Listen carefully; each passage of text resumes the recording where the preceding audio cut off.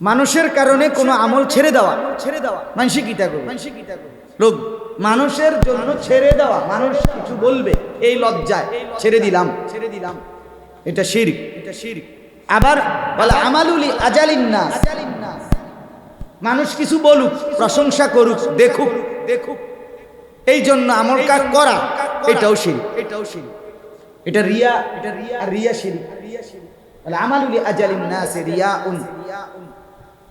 তাহলে ফুজাইল ইবনে আয়াজ রাহমাতুল্লাহ আলাইহি বলেন ওয়াল ইখলাসু আন ইউআফিয়াকাল্লাহু মিনহু।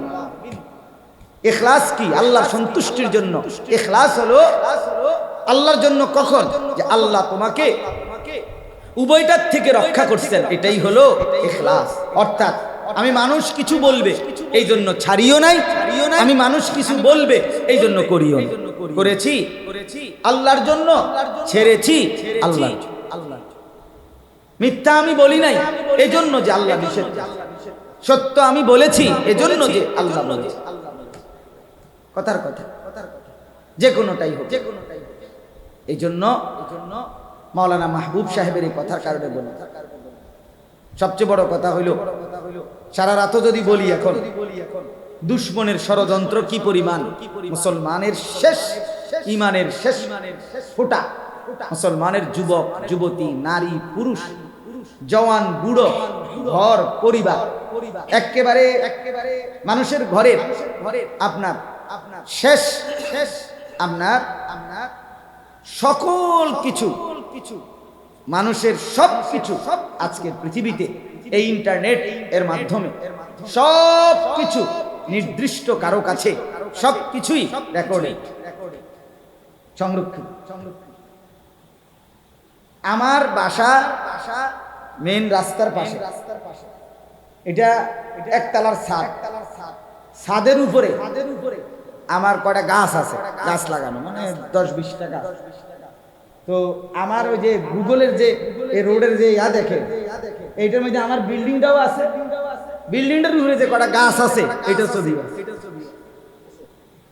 আমার দেখাই। আপনি বলেন, তখন আমার বিবি আজকে এটা শুনে আমার একটা আশ্চর্য কথা বলতেছে, আমার অবাক লাগছে। সে বলছে তাইলে তো ছাদে যাওয়াও ঠিক হবে না, কারণ ছাদে যদি আমি যাই, কোনো সময় যদি এই ক্যামেরার ছবি উঠে, ওই হঠাৎ নিজে বলে উঠছে আজকে। আমি বললাম আর কি এই অবস্থা।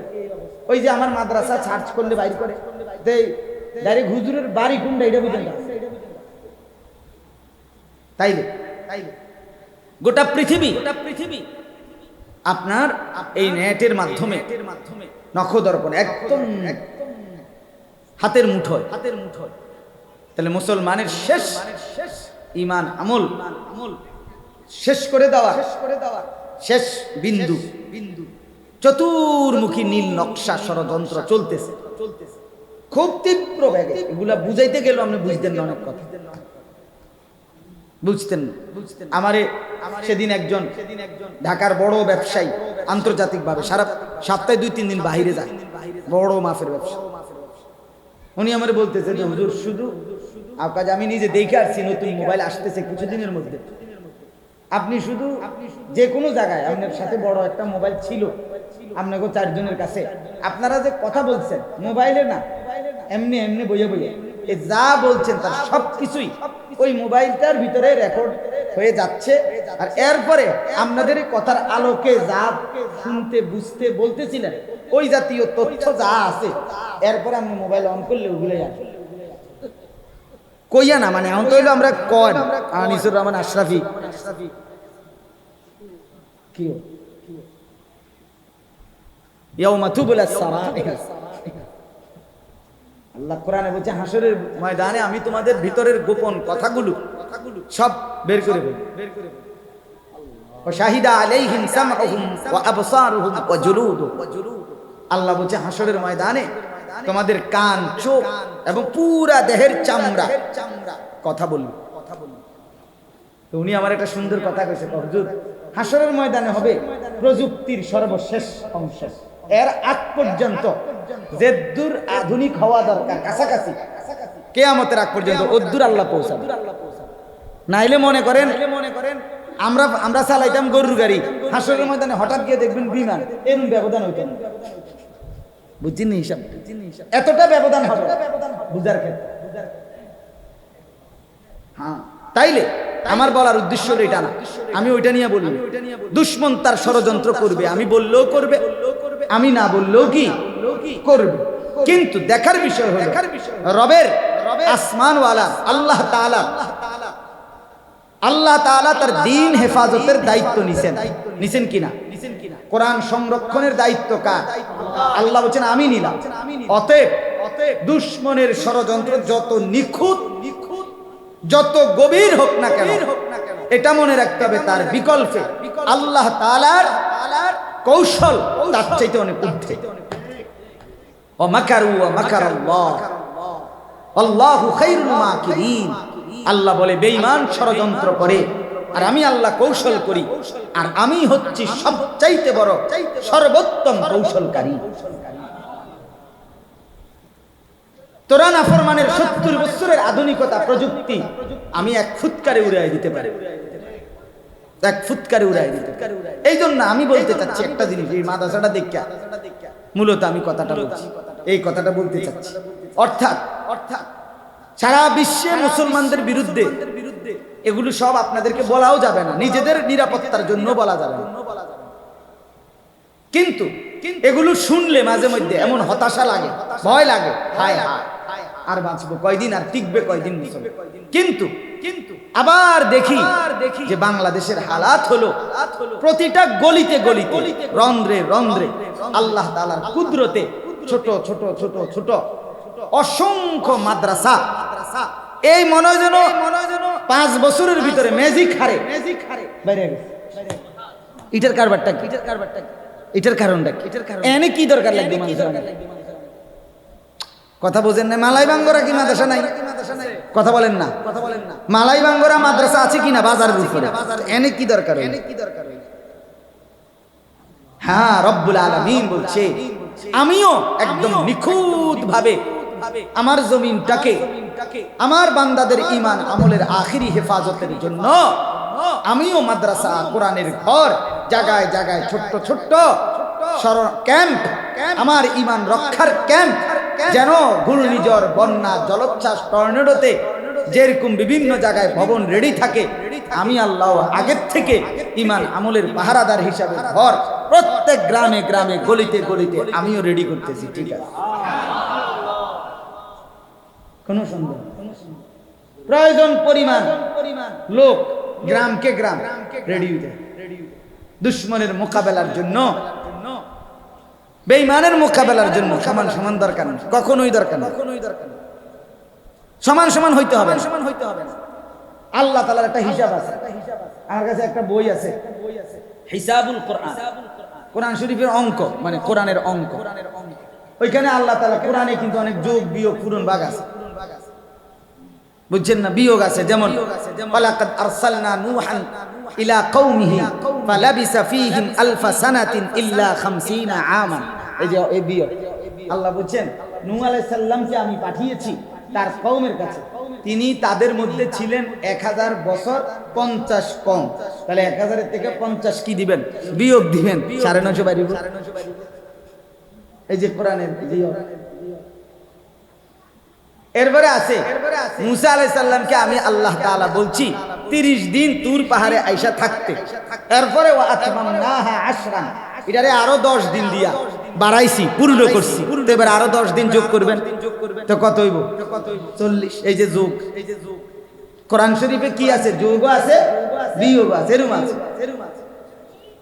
তো এটা বলতেছিলাম যে আল্লাহ তাআলা তার কুদরতি নিজামে এই পৃথিবীটার মধ্যে যারা যত ষড়যন্ত্রই করুক, ঘরের শত্রু, বাহিরের শত্রু, ছদ্মবেশী কিংবা প্রকাশ্য, সব লাইনের দুশমনের মোকাবেলায় আলহামদুলিল্লাহ আল্লাহ তাআলাও কার্যকর ব্যবস্থা তৈরি করছেন। বলেন আলহামদুলিল্লাহ। ঈমান ইসলামের ঘর, মানুষের জান মালের শেষ ঈমানে রক্ষার জায়গা আল্লাহ তাআলা ঠিক করছেন। তো বলতেছিলাম সমান সমান লাগবে না, দুশ্মন যতজন ইমানদার ততজন। না না, লাগবে না, ইমানদার কম হইলেই চলবে। আল্লাহ কোরআনে বলছে, ইন ইয়াকুম মিনকুম 20 সাবিরুনা ইয়াগলিবু মিআতাই। সরাসরি কোরআনে আল্লাহ বলে, মুমিন ইমানদার আমার উপরে সবরকারী যদি হয় 20 জন, 20 মানে 20, আল্লাহ বলে নিশ্চয়ই তারা যুদ্ধে মোকাবেলায় বিজয় লাভ করবে 200 কাফেরের বিপরীতে। তাহলে 20 আর 200 হিসাব বুঝুনি? তাইলে ইমানদার সিজদাওয়ালা, আল্লাহর গোলামি করে নেওয়ালা, হিম্মতওয়ালা, সাহসী মুমিন অল্পই হবে, কিন্তু এদের দ্বারাই সর্বযুগে ঈমান ইসলামের বিজয় হবে। অতএব যুবক, এই যে কয়জন বসছো, দেখার বিষয় হলো তুমি কামে লাগবা কিনা। অচিরেই ঈমান ইসলামের জন্য কুরবানি লাগবে। গরু কুরবানি না, জীবন কুরবানি লাগবেই। এটা স্বাভাবিক। সকলের ফিকির এখন একটা সাধারণ গ্রামের সিফার ভিতরে যেতে পারি, সাধারণ থেকে একটা সাধারণ ছেলেও এখন যা ফিকির করে সারা বিশ্ব নিয়ে। মানুষের চিন্তার এখন বাংলাদেশে সীমাবদ্ধ নয়। নাইলে যে ছেলেটা নিজের একটা চুল কাইটটা ফেসবুকে দেয়, সে কি জন্য দেয়? যে সারা বিশ্ব দেখুক। তাহলে তার এই সামান্য আঙ্গাল কাঙ্গাল দেড় বুইরা বেড়া, তুই বেড়া ঠিক করিয়া আরতি রাস্তা কথা কইতে রাস্তা, তোরও চিন্তা যে ফেসবুকে আসুক সারা পৃথিবীতে। তাহলে প্রত্যেকের চিন্তা এখন কি নিয়া? বুঝছেন হিসাবটা? সবাই চিন্তা করে। তার মানে আগামীর সময়টা ঈমান ইসলামের যুদ্ধ, কুফরের যুদ্ধ, এটা হবে শুধু বাংলাদেশের এই 2-3টা ছোটখাটো দল, এদের ধাক্কা ধাক্কি।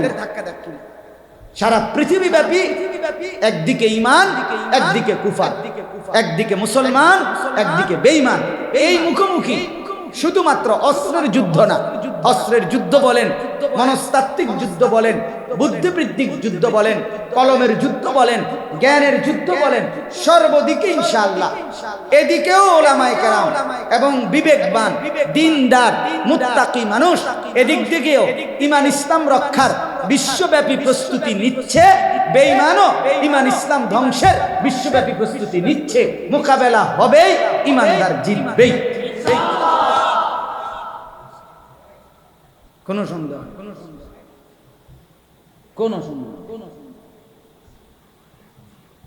হ্যাঁ, গাজা ফিলিস্তিনের যে অঞ্চলে এই যে ইসরায়েলের ইহুদিরা, বেঈমানরা কোনোভাবেই পারতেছে না। গাজা সেই অক্টোবর মাসে, 7ই অক্টোবর, সেই দিন থেকে শুরু হইল। অক্টোবর, নভেম্বর, ডিসেম্বর, জানুয়ারি, ফেব্রুয়ারি, মার্চ, এপ্রিল, মে, শেষের পথে, শেষই হয়ে গেছে। ধরেন আজকে 8 মাসে এক সুতা হামাসের মুজাহিদদের গাজ্জার মাথা নোয়াইতে আসছে না, ঘাড় নোয়াইতে আসছে না। কারণটা? অথচ এইটা একটা দেশ না তো, গাজা একটা এলাকা, একটা নির্ধারিত অল্প কুদ্দুর জায়গা, অল্প কুদ্দুর জায়গা, 1 কোটি না, 1 কোটির অর্ধেকের মতো মানুষের বসবাস। হ্যাঁ, অল্প কিছু মানুষের বসবাস।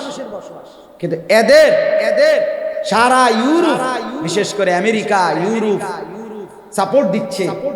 ইসরায়েল তার সর্বশক্তি দিয়া, তাদের সমস্ত অত্যাধুনিক অস্ত্র দিয়ে যুদ্ধ করতেছে আজ 8 মাসে। কিন্তু মুসলমানদের, মুজাহিদদের ঘাড় নামাইতে পারতেছে না, পরাজিত করতে পারতেছে না। কারণটা হলো, মূল বিষয় হলো ওইখানের প্রতিটা বাচ্চা, ওই অঞ্চলের মুসলমানের প্রতিটা সন্তান মায়ের পেট থেকে যখন বের হয়, কসম খোদা, মা তখন একবার হলেও তার কানের কাছে ওই বাচ্চাকে বলে, সন্তান, আমি তোকে প্রসব করেছি ফিলিস্তিন মসজিদে আকসা বিজয়ের জন্য। আমি তোকে জন্মই দিয়েছি বা জীবন দেওয়ার জন্য, তোরে গর্বে ধরছি বাপ, ফিলিস্তিনের আজাদির। হ্যাঁ, এই জন্য পারবে না।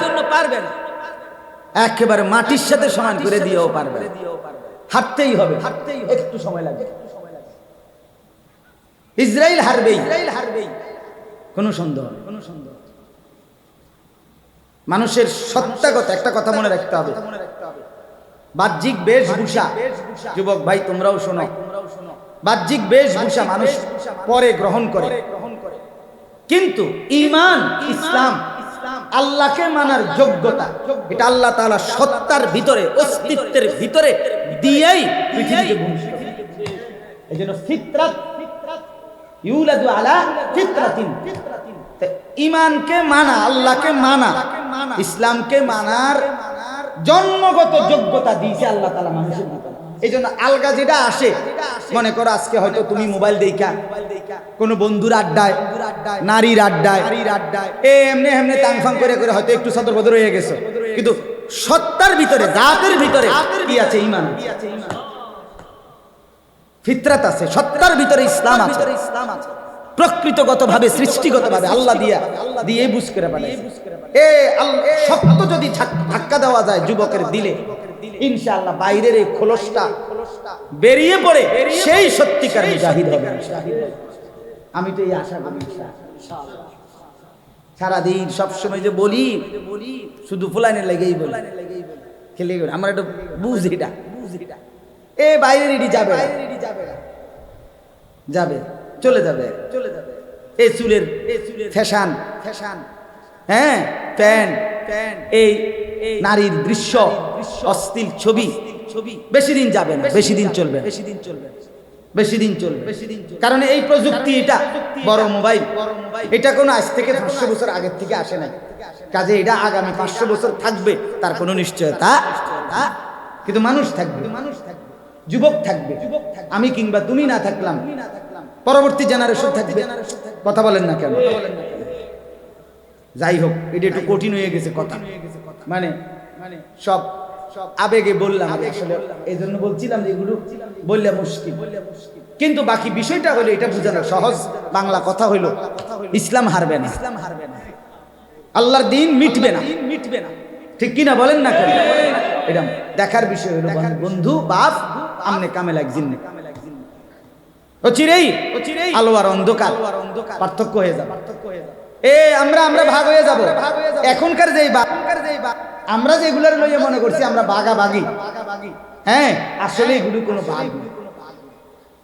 নবী সাল্লাল্লাহু আলাইহি ওয়াসাল্লাম নূরের তৈরি না মাটির তৈরি, এটা লইয়া বাগ হইছে, এটা কোনো উল্লেখযোগ্য বাগের কোনো বিষয় না, হুদ্দা, একেবারে হুদ্দা। এটা কোনোভাবেই ঝগড়ারও কোনো বিষয় না, এটা লইয়া ফিডাফিডি করার কোনো বিষয় না, এটা কোনো বিষয় না। এই ভাগ না, অচিরেই ভাগ হবে মানুষ।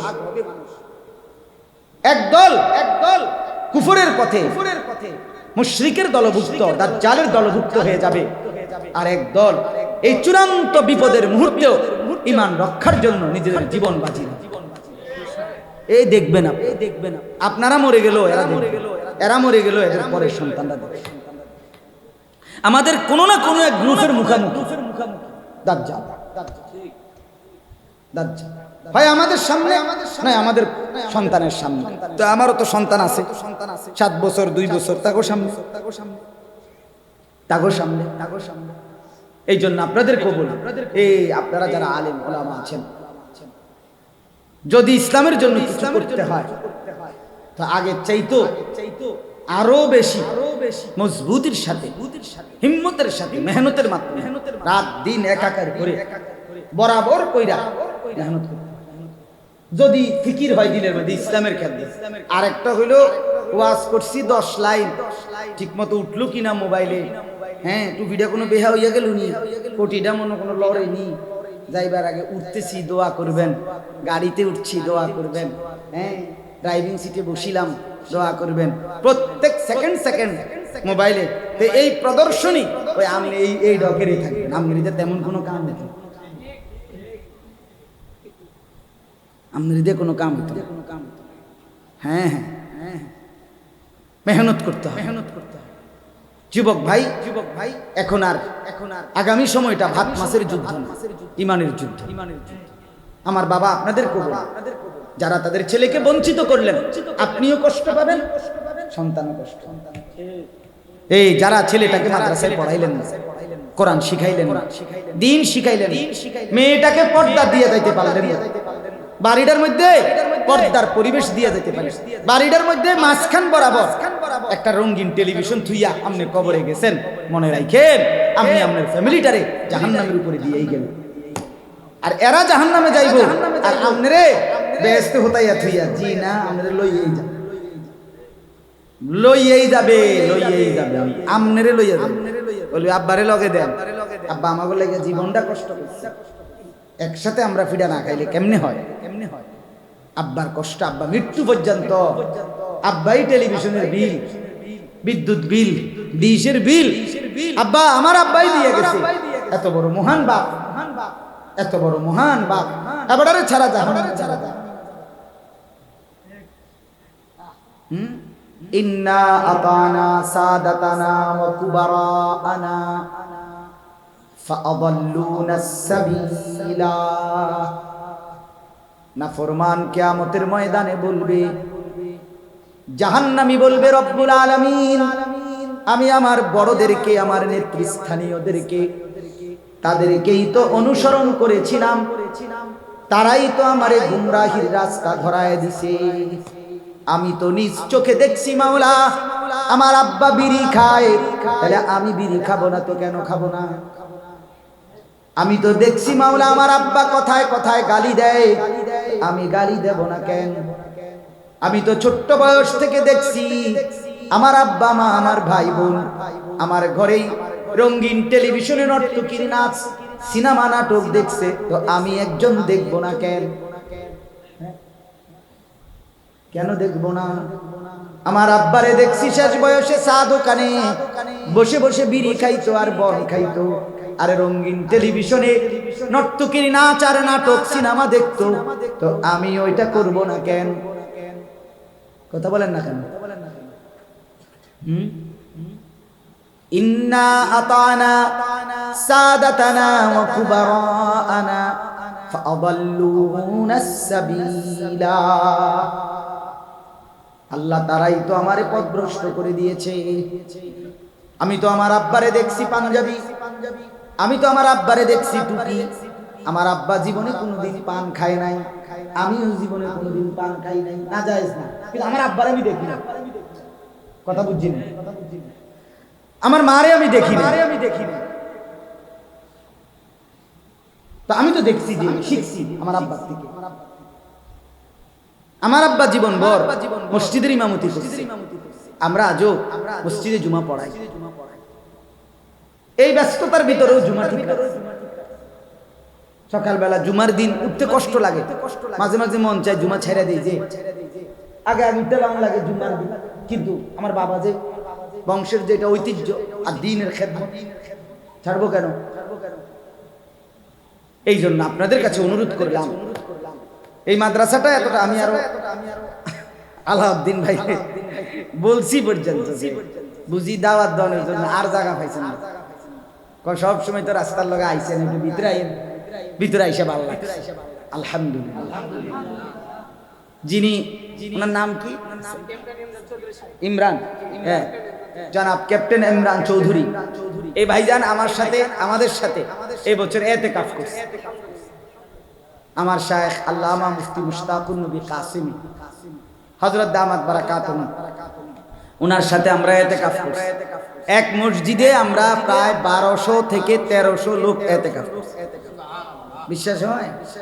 এক মসজিদে। হ্যাঁ, বিরোধিতা করা সহজ, মানুষ বানানো কঠিন। সাদওয়ানে হড়র হড়র করুন, সাদওয়ানে বইয়া বইয়া হড়র হড়র করুন, কেডা সুন্নি, কেডা ওয়াহাবি, কেডা নবীর আশেক। আমনে কাকা কয়বার এই পর্যন্ত ইতিকাফ করছেন? নবী সাল্লাল্লাহু আলাইহি ওয়াসাল্লাম মৃত্যু পর্যন্ত কোনোদিন মসজিদের ইতিকাফ ছাড়েন নাই, আমনে কোনোদিন করেন নাই, আমনে আশেক। হ্যাঁ, এটা বুঝি 10 জনের বিচারে কইল না। চলেন আমরা একটা মেল বইয়ানের খালি জায়গা আছে, আজকে প্রমাণ হোক, এখন প্রমাণ হোক, আসেন সবাই আমরা উড়ানে বই এখানে, মানে আমরা যিনি একেবারে গভীর সূক্ষ্মটি বাদ দেই, যদি আমরা কঠিন সুন্নত জানি বাদ দেই, মোটা দাগের সুন্নত যেটি এটি একটু মিলাই। এখন প্রমাণ রাসূলুল্লাহ সাল্লাল্লাহু আলাইহি ওয়াসাল্লামের মিসওয়াক নবী সাল্লাল্লাহু আলাইহি ওয়াসাল্লামের সুন্নত কিনা কোনতো এ ব্যাপারে কারো সন্দেহ আছেনি? জওয়ান বুড়ো কোন? আচ্ছা, তো এখন এটা প্রমাণ হোক যে এই মিসওয়াকের 10 বছরের হিসাব দেন। কথা বুঝছো না ভাই? এটা দিয়ে প্রমাণ হোক। দস্তরখান রাসূলুল্লাহ সাল্লাল্লাহু আলাইহি ওয়াসাল্লামের সুন্নাত কিনা না ডাইনিং টেবিল? তো এটা 10 বছরের প্রমাণ হোক। বলে গত 10 বছরের 5 ওয়াক্ত নামাজ নবী সাল্লাল্লাহু আলাইহি ওয়াসাল্লাম নিয়মিত 5 ওয়াক্ত নামাজ পড়তেন কিনা বলেন না কেন? তো এটা প্রমাণ হোক। নবী সাল্লাল্লাহু আলাইহি ওয়াসাল্লাম সুগন্ধ পছন্দ করতেন কিনা বলেন? নবী সাল্লাল্লাহু আলাইহি সাল্লাম পেঁয়াজের গন্ধ, রসুনের গন্ধ পর্যন্ত পছন্দ করতেন না। কাঁচা পেঁয়াজ, কাঁচা রসুন মুখে দিলে নবী সাল্লাল্লাহু আলাইহি সাল্লাম বলতেন, আমাদের সামনে আইসো না, মসজিদে ঢুইকো না, মুসলমানের মজমাতে বইসো না, কারণ এই দুর্গন্ধে আমাদেরও কষ্ট হয়, ফেরেশতাদেরও কষ্ট হয়। ঘামের দুর্গন্ধে সাহাবায়ে কেরাম জুম্মার দিন সবাই একসাথে মসজিদে ঢুকতেন। ছোট্ট মসজিদে নববীতে সবাই একসাথে ঢুকার কারণে, ছোট্ট মসজিদ, আরবে প্রচন্ড গরম, এই জন্য ঘামের ভীষণ কি আসতো, গন্ধ আসতো। আল্লাহ নবী সাল্লাল্লাহু আলাইহি সাল্লামের স্পষ্ট হাদিস, নবীজি তখন বলে দিয়েছেন, শুক্রবার জুমার দিন প্রত্যেক প্রাপ্ত বয়স্কের জন্য গোসল করা ওয়াজিব, বাধ্যতামূলক, যেন কারো কষ্ট না হয়। তো যিনি ঘামের গন্ধ পছন্দ করতেন না, পেঁয়াজের গন্ধ পছন্দ করতেন না, আমনে যা 40 বছর ধরে বিড়ি খান, বিড়ির কোনো গন্ধ নাই, তা আমনে নবীর আশেক কেমন হইলেন? আমি কিতা কয়টা বিচারে কি কোন চেয়ারম্যান ডাকি কখন মেলো, চেয়ারম্যান তো আমারও চেনে নাকি, তার কিতা আমরা রবি ভাই বক্ত না হোক কিন্তু এমনি তো মহব্বত করেই আমারে, তো না হেবড়া আয়ু বিচার হোক মেলো। আজকে প্রমাণিত হবে এখানে বইয়া যে কে আসে দাবিদার, কে সত্যবাদী, কে মিথ্যাবাদী।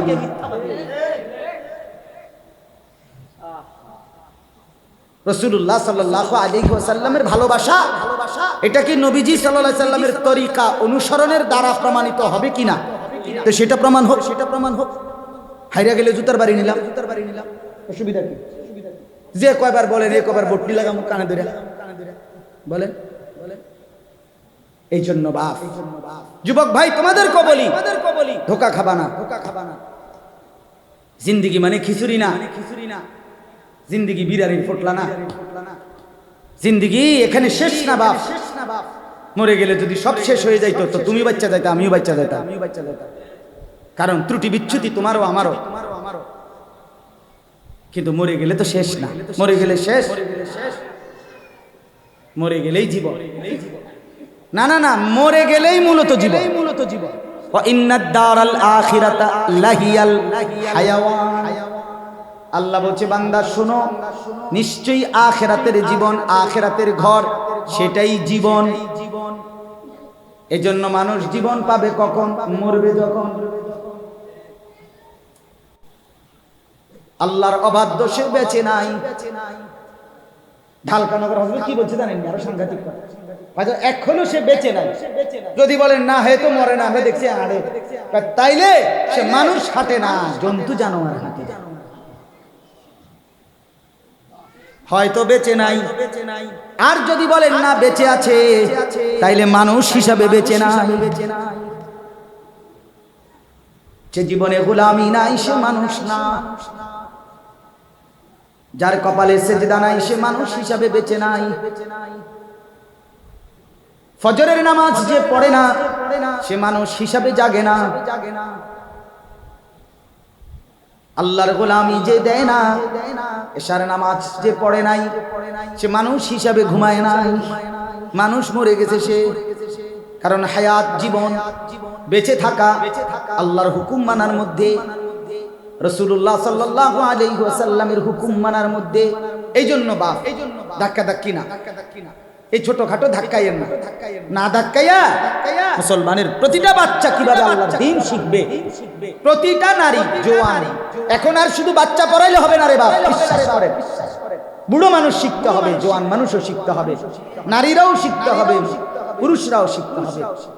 মুসলমান, আজকে আপনি ছেলেটা তো আল্লাহর কোরআন শিখলো, কিন্তু আপনি 60 বছর পর্যন্ত বিড়ি খেয়ে গেলেন, আপনি 40 বছর পর্যন্ত ওজনে কম দিয়েই দোকানদারি করলেন, আপনি 40 বছর পর্যন্ত সুদের ব্যবসায়ী করে গেলেন। দেখবেন হাসরের ময়দানে ছেলেটা তো হয়তো বেঁচে যাবে, কিন্তু আপনি জাহান্নামে হয়ে যাবেন।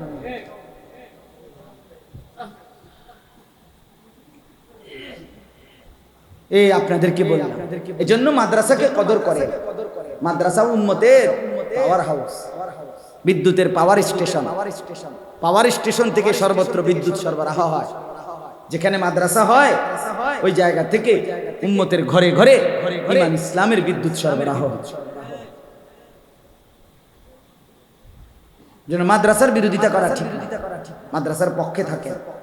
ছেলেকে দিন শেখায়, কারো নামের দরকার না, অমুকে করছে তার নাম হইব না, না আমনেরও নাম হইব, আপনি গোপনে দেন, দেখবেন হাসরের ময়দানে আমনের নামও আমল নামাতে লেখা আছে।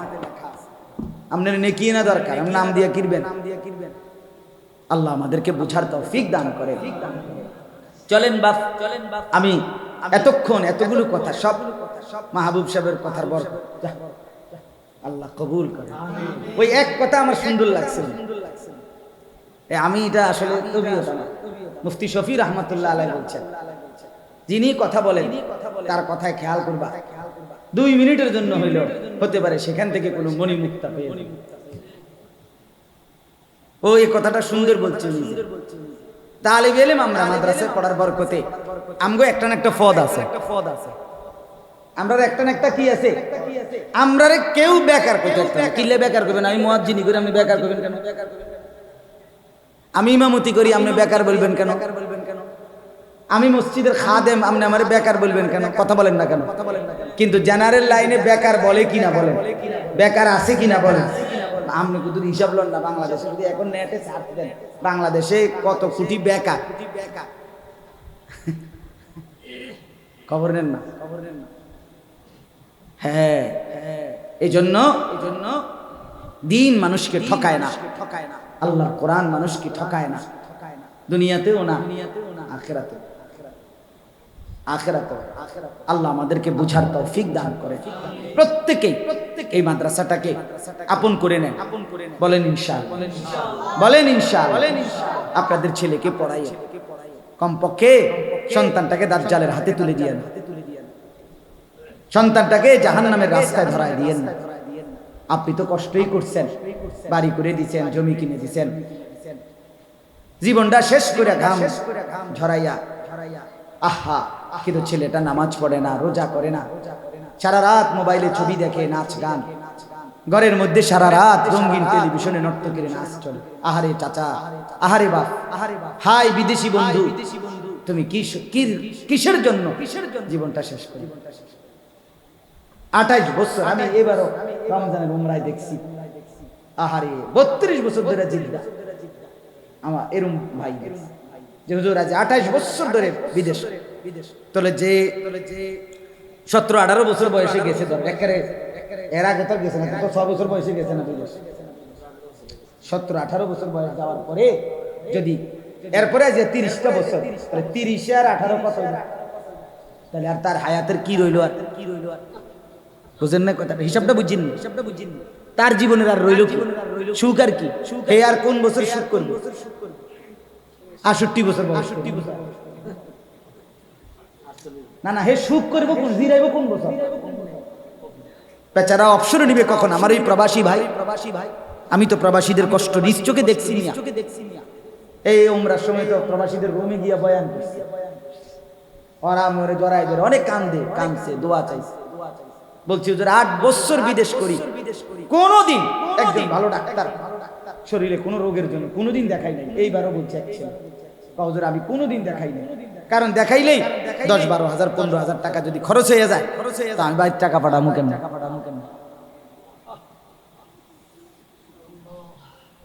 কয় ব্যথা ব্যথার একটা দুটা ট্যাবলেট খাইয়া করে থাকি কিরিমিয়া। আর অসভ্য ছেলে 2 আঙ্গুলে মোবাইল টিপে তার বাবার কষ্টের এই ঘাম ঝরানো টাকা দিয়ে সন্তান সারা রাত উলঙ্গ চুল, সারা রাত জিনা ব্যভিচারের দৃশ্য দেখে। বাবার সেই কষ্টের টাকা দিয়ে ছেলেটা বন্ধুদের সাথে ঘন্টার পর ঘন্টা আড্ডা দিয়ে সব শেষ।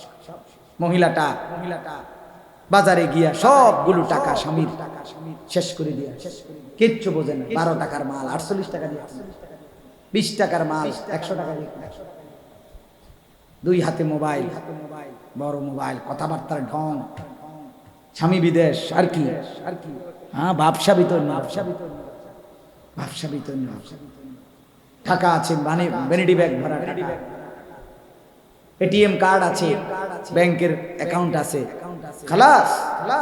ওই বেচারা কোনো বেলায় একটা বার্গার, কোনো সময় একটা মুরগি, আমারে দেখা বলছে হুজুর আমি এই কোনো সময় ক্লান্তিতে আর এই ভাত তরকারি এত কিছু খামু, এটা রান্ধবো, রান্ধন লাগে তো এরা নিজে রান্ধতে হয়, কয়েকগুলো আর সহ্য হয় না, তো কোনো সময় একটা মুরগির টুকরা একটা বনরুটি কিনা খাইয়া ঘুমাইলাই, ক্লান্তিতে তো ঘুমাইছা পড়ে, কথা বুঝছেন। 12 ঘন্টা ডিউটি করার পরে খানার আর এনার্জি থাকে না, 14 ঘন্টা ডিউটি করার পরে ফাঁকিবাজি তো করা যায় দেখি শত বদল দেয়।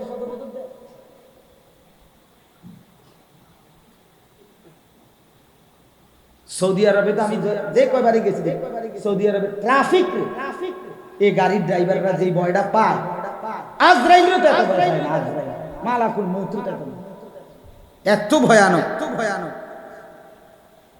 তাহলে এই কষ্ট করে আয় করা টাকাটা প্রবাসীর স্ত্রী সন্তান 2 হাতে বন্যার পানির মতো শেষ করে, মাস শেষ না হইতেই 2 বার টাকা পাঠাইতে হয় বেচারা, সব শেষ, টাকা শেষ। আল্লাহ আমাদেরকে মাফ করে দেন, সন্তানকে দিন। এই জন্য আমি বললাম দিন শিখান, দিন।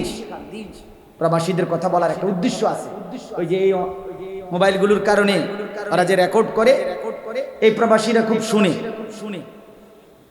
এই জন্য বলছে ওরা যেন বুঝে ওদের জীবনের মূল পাওয়া হবে তখন স্ত্রী সন্তান নামাজ পড়বে।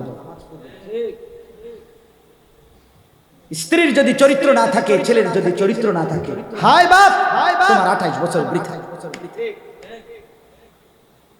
না দুনিয়ার সুখ পাইলা, না কবরের সুখ পাইলা। একাকিত্ব কোন মানুষকে আনন্দ দেয়? স্ত্রী নাই, ছেলে নাই, মেয়ে নাই, মা নাই, বাবা নাই, কারো আদর নাই, এমনিতেই যে মানুষটা বছরের পর বছর পড়ে থাকে, তার কলজাটার মধ্যে কি পরিমাণ কষ্ট জমা কইরা, কয়টা টাকার আশায় তো সে পড়ে আছে। তো আল্লাহ আমাদেরকে বুঝ দান করেন। এই জন্য আমরা সবাই মিলে চলেন, ফিকির করি, আমরা সন্তানদেরকে, বিবি বাচ্চাদেরকে, নিজেও আল্লাহর দ্বীন মানি, নাই তো আগামী জেনারেশন ঈমান পাবে না। এখন তো মনে করেন নামাজ পড়ে না, কিন্তু অচিরেই পরিচয় দিবে আমি মুসলমান। নিজের ঈমানের পরিচয় দিতে চাইবে না, পরিচয় দিতে চাইবে না, বলবে যেখানে পুরুষ যদি বলতে পারে আমি পুরুষ না, আমি মূলত মেয়ে, মেয়ে যদি বলতে পারে আমি মেয়ে না, আমি মূলত পুরুষ, তাহলে হাফ প্যান্ট যদি বলে আমি ফুল প্যান্ট, ফুল প্যান্ট যদি বলে আমি হাফ প্যান্ট, তো কিছুদিন পরে বলবো কিচ্ছু নাই, ফ্যানও না, হাফ প্যান্টও না, ফুল প্যান্টও না, আমি উলঙ্গ। বাহ বাহ বাহ।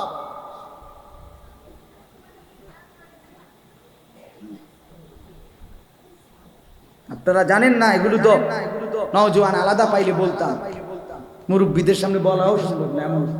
এমন চমকপ্রদ, লোভনীয়, অসভ্য কথাকে ভদ্রতার মুখোশ পরিয়ে মুসলমানের নতুন জেনারেশনের কাছে এখন পেশ করা। ছেলে ছেলে অবৈধ সম্পর্ক, মেয়ে মেয়ে অবৈধ সম্পর্ক, এটা যে একটা পাপ, এইটার ধারণাটাই মুছে দিয়ে নতুন করে সুন্দর আকর্ষণীয় লেভেল লাগায়া পেশ করতেছে। হ্যাঁ, আরো অনেক বিষয়, অনেক বিষয় আপনারা জানেন না। আপনাদের ছেলেরা, আপনাদের মেয়েরা, বাবারা সারা রাত সারা দিন কি করে মোবাইল দিয়ে, আপনি শুধু কিছুই জানেন। হাসরের ময়দানে দেখবেন কি করছে। ওফো, চেহারা সুরত দেখা সব কিছু এলো, কালো চেহারা, কুৎসিত চেহারা, চেহারা দেখলেই বোঝা যায় কালো হয়ে আছে, দয়া মায়া নাই, রস কস নাই, চুলের কি দশা, প্যান্টের কি দশা, আড়ে কেমনে, কথা কয় কেমনে, কি করে না করে, আওয়ার হালাওয়ার, ওফ, একটা ভদ্রতা সৌন্দর্য কিচ্ছু কিচ্ছু কিচ্ছু। ইয়াং পোলা পাইন 30 জনের চুল 30 মডেল, তোরা না বলে বন্ধু, তো বন্ধু তো কমপক্ষে মোটামুটি একসাথে হয়, ঠিক আছে। আমি আলাউদ্দিন ভাই, মাহবুব ভাই, শরীফ ভাই, আমরা বন্ধু, তো আমরা একটা সুরুত আছে না, কথা বলে না কেন? এই যে আমরা সবার মাথায় টুপি আছে, আমরা দাড়ি আছে, পাঞ্জাবি আছে, আমরা লুঙ্গি পিন্দা আছি, আমরা একটা মোটামুটি আমরা যে একটা ফ্রেন্ড, আমরা তো একটা বাইলে আছে, এটা কি ধরনের, এটা কি ফলাইনি, এটা কি ফ্রেন্ড, কি রে বেটা, 30 রকমের চুল, 30 রকমের প্যান্ট, গেঞ্জি 30 রকমের, এটা বুঝি বন্ধুত্ব হইলো ভাইয়া? এটা সুন্দর কোনো কিছু, সুন্দর কোনো কিছু, কিন্তু এই তো প্লাস্টিকও না, হাঁটবেন না, কি তাই? আল্লাহ আমাদেরকে বুঝ দেন। চলেন, আমি অন্য প্রসঙ্গ বলতে চাইছিলাম, এই প্রসঙ্গ বললাম মূলত আপনারা প্রত্যেকে ইনশাআল্লাহ মাদ্রাসাকে কদর করেন, সন্তানকে কদর করেন, ছেলে মেয়ের প্রতি যত্নবান হন। সর্বশেষ কথা হইল, ছেলেদেরকে বলি, যে কয়জন ছেলে বসছো ভাইয়া, আমার শেষ কথা, যদি কেউ মনে করো তোমার খবর কেউ নিল না, মা বাবা আত্মীয় স্বজন কেউ তোমারে কিছু বলে না, এখন আর তুমি তোমার মত, তাইলেও আমি অনুরোধ করি তুমি তোমারে নষ্ট করো না, তুমি তোমারে বরবাদ করো, শেষ পর্যন্ত দেখবা তোমার বাপও কবরে, মাও কবরে, তুমি একাই এই পৃথিবীর জীবন যুদ্ধে একাই সামনে যাইতে, ঠিক কি না বলে? তখন কিন্তু আফসোস হবে, হায় জীবনটা কি করলাম, কেন পড়লাম না, কেন কিছু শিখলাম না, আর কবরে গিয়ে আফসোস হবে, হায় কেন আল্লাহর কোরআন শিখলাম না, কেন সুযোগ থাকা সত্ত্বেও নামাজটুকু পড়লাম, আহা কি করলাম, আহা কি করলাম। কোরআন শরীফে আছে জাহান্নামীদেরকে ডাক বলা হবে, মা সালাকাকুম ফি সাকার, তোমাদেরকে কিসে জাহান্নামে নিয়ে আসলো? ক্বালু লাম নাকু মিনাল মুসাল্লিন, নাফরমান বলবে আমরা নামাজি ছিলাম না, এই জন্য আমাদেরকে জাহান্নামে পাঠানো হলো। আল্লাহ কোরআনে বলেন, ফাকাইফা তাত্তাকুনা ইন কাফারতুম ইয়াওমান ইয়াজআলুল বিলদানা শিবা। আল্লাহ বলে, বান্দা তুমি যে নাফরমানি করছো আমার, বলো না বান্দা সেই কিয়ামতের দিন কেমনে তুমি নিজেকে বাঁচাইবা, যেই দিনের ভয়ঙ্কর দৃশ্যে কোলের বাচ্চাও বৃদ্ধ হয়ে যাবে। ইয়াওমান ইয়াজআলুল বিলদানা শিবা, এতটা ভয়ানক দৃশ্য হবে কিয়ামতের ময়দান, যেদিন একটা ছোট্ট কুলের বাচ্চাও ভয়ে আর আতঙ্কে বুড়া হয়ে যাবে। মানুষে বলে না যে টেনশনে তার চুল দাড়ি পাইকা গেছে, বলে কিনা বলে, অল্প বয়সে চুল দাড়ি সাদা হয়ে গেছে, কেন টেনশনে, ঠিক কিনা বলেন? তো আল্লাহ বলে, বান্দা দুনিয়ার সামান্য ভাত মাছ আর রুটি রুজির সামান্য একটু ছোট্ট কোনো টেনশনে, একটা মামলা, একটা পুলিশ, একটা সামান্য কোনো পেরেশানি পড়লে যদি চুল সাদা হয়ে যায় ক্ষণিকের মধ্যে, তো 50,000 বছরের একদিনের কিয়ামতের মাঠে কি পরিমাণ টেনশন হবে। কি চাচা, কি বাপ, বলো না বন্ধু, কেমনে বাঁচবেন? ইয়াওয়াদ্দুল মুজরিমু মিন আযাবি ইয়াউমিইযিন বিবানিহি। আল্লাহ বলেন, সেদিন হাসরের ময়দানে প্রত্যেক নাফরমান পাপী আল্লাহর আযাব থেকে বাঁচার জন্য আল্লাহকে বলবে, এক নম্বরে আল্লাহ আমার যত সন্তান আছে সব জাহান্নামে দিয়ে দেন, আমারে বাঁচিয়ে দেন। অসাহিবাতিহি, 2 নম্বরে বলবে আল্লাহ আমার স্ত্রীকেও জাহান্নাম দেন, বিনিময়ে আমারে একা বাঁচায় দেন। এরপরে প্রথম হলো ভাই নাকি ইয়াওয়াদ্দুল মুজরিমু মিন আযাবি ইয়াউমিইযিন বিবানি ওয়া লাউ ইফতাদি বিবানি ওয়া সাহিবাতিহি ওয়া আখিহি ওয়া ফাসিলাতিহি আল্লাতী তু'যি ওয়া মান ফিল আরদি জামিআ। আল্লাহ আমার স্ত্রীকে দেন জাহান্নামে, ছেলে মেয়েগুলোরে দেন, ভাই বোনদেরকে দেন, গোটা দুনিয়ার মানুষদেরকে দেন, আমার যা সঞ্চিত যা আছে সব জাহান্নামে দিয়ে দেন, বিনিময়ে আমারে বাঁচায়। সুম্মা ইউনজি, অতঃপর বিনিময়ে আমারে বাঁচায়।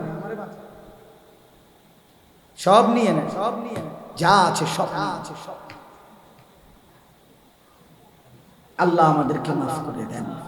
আপনারা বুঝেন, আপনারা বুঝেন, খামখেয়ালি করেন না, খামখেয়ালি করবেন, কোন রকমের খামখেয়ালি করবেন না। জিন্দেগির কদর করেন, হায়াতের কদর করেন, সময়ের কদর করেন। উলামায়ে কেরাম আপনাদের ফিকির করে বাপ দিবানিশি বলে যায়। মসজিদের ইমাম সাহেব, খতিব সাহেব আপনাদেরকে দিবানিশি বলেছে, বলেই যাচ্ছে। অতএব দয়া করে নিজের জীবন নিজে নষ্ট করবেন না, খামখেয়ালি করবেন। আল্লাহ তাআলা আমাদের প্রত্যেককে মাফ করে দেন। যুবক ছেলেরা তোমরাও ভাইয়া হায়াতের কদর করো, সময়ের কদর করো। আবু ইসহাক আস-সাবিঈ রাহমাতুল্লাহি আলাইহি একজন বড় বুজুর্গ ছিলেন, আমরা কিতাবে পড়ছি। উনি যখন যুবকদেরকে দেখতেন সাথে সাথে বলতেন, ইয়া মা'শারাশ শাবাব ইগতানিমু শাবাবাকুম, হে যুবক সমাজ তোমরা তোমাদের যৌবনকে গনিমত মনে করো, গনিমত মনে। আল্লাহ তাআলা আমাদেরকে বুঝ দান করেন, আল্লাহ তাআলা আমাদেরকে কদর করার তৌফিক দেন। এই মাদ্রাসাটাকেও আল্লাহ তাআলা কবুল করেন, আরো ছাত্র ওস্তাদ দিয়ে আল্লাহ তাআলা ভরপুর করে দেন। এলাকার যারা আছেন যুবক ভাই তোমরাও মাদ্রাসার পক্ষে থাকবেন, ঠিক আছে না ইনশাআল্লাহ? মুরব্বী চাচা বাবা আপনাদেরকেও বলি, আপনার নামটা যেন কোনোদিনও বিরোধিতাকারীদের হিসাবে উচ্চারিত না। এটা সবচেয়ে বড় লানত, অভিশাপ। যে এই লোকটা এই মসজিদের বিরোধী, এই লোকটা মাদ্রাসার বিরোধী, তার কোরআন পড়ানো হয় তো সে কিসের বিরোধী? সে রাসূলুল্লাহর হাদিসের বিরোধী, সে সুপারিশ পাবে কেমন? এই জন্য আমার আপনার নাম, আচ্ছা যদি কোনো উপকারও করতে না পারে কমপক্ষে একদম চুপ থাকেন, যাতে করে বিরোধিতাকারী হিসাবে আপনার নাম না। কথা বোঝেন না আমার? ঠিক আছে, আমার কোনোভাবেই আপনারে বুঝতে পারে হইতেই পারে, তো চুপ থাকি আমরা, চুপ থাকি আমরা। আল্লাহ তাআলা আমাদের সবাইকে কবুল করেন, মঞ্জুর করেন, উত্তম বিনিময় দান করেন। আজকে আলহামদুলিল্লাহ অনেক উলামায়ে কেরাম শ্রদ্ধেয় এসেছেন, আল্লাহ তাআলা ওনাদেরকে উত্তম বিনিময় দান করেন। বাকি আমরা কথা হলো এটাও আবারও বললাম, আরো মেহনত করতে হবে যদি ইসলামের খেদমত করতে হয়।